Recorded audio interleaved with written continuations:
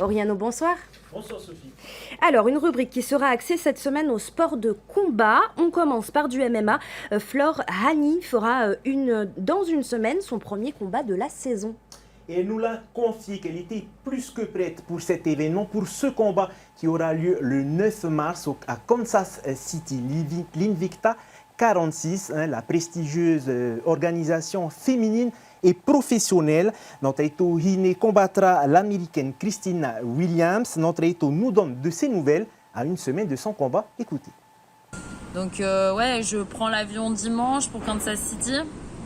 Depuis que je suis rentrée de Tahiti en septembre, je me suis vraiment focalisée sur ma préparation à fond. Je savais qu'en début d'année, j'allais avoir une grosse échéance qui allait arriver. Donc j'étais déjà prête quand on m'a proposé le combat et j'ai vraiment axé mon entraînement sur les dernières semaines par rapport à mon adversaire. Donc je suis définitivement prête.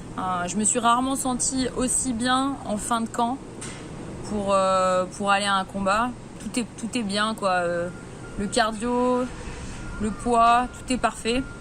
Donc je suis définitivement prête à avoir ma première victoire de l'année.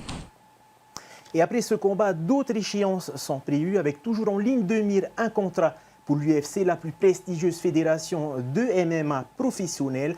Justement, notre Eto Hine nous dévoile le programme pour la saison. Écoutez. Pour les prochains mois qui arrivent, on est déjà en train de travailler sur une prochaine échéance pour moi en mai.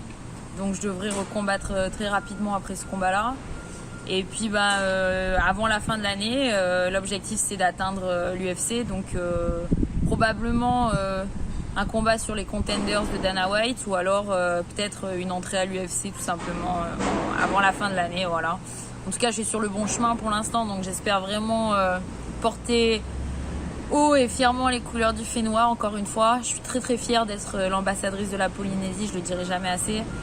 Et puis Tahiti est dans mon cœur, toujours, donc j'espère vraiment vous offrir un beau spectacle et une belle victoire. Maruru à tous. Nana. Et on va continuer de parler encore de MMA, mais aussi de jiu-jitsu brésilien et du rugby.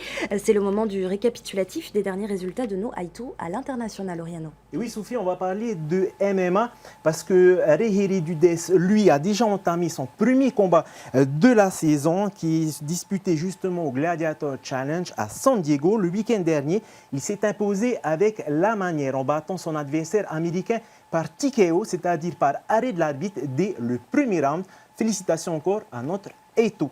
Et on continue avec du jiu-jitsu brésilien, puisqu'une famille tahitienne a récolté une moisson de médailles lors de l'Open International de San Diego de jiu-jitsu brésilien le week-end dernier. Tamatea Fayo et ses deux fils se sont alignés en gi et en no-gi, c'est-à-dire en kimono et sans kimono. Pour les résultats, Tamatea décroche 2 médailles d'or en no-gi et 2 de bronze en gi. Arihiti, lui, ravit une médaille de bronze et une autre en argent. Et enfin, Hititea s'octroie une médaille d'or et une médaille d'argent. En tout, la famille Fayo ramène 8 médailles dans leur valise. Félicitations encore à cette famille de champions.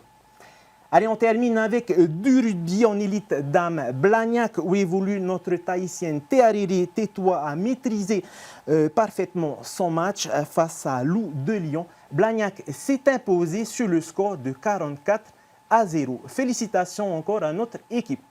Merci Oriano, c'est la fin de cette rubrique. Merci à toi Sophie et donc rendez-vous à la semaine prochaine.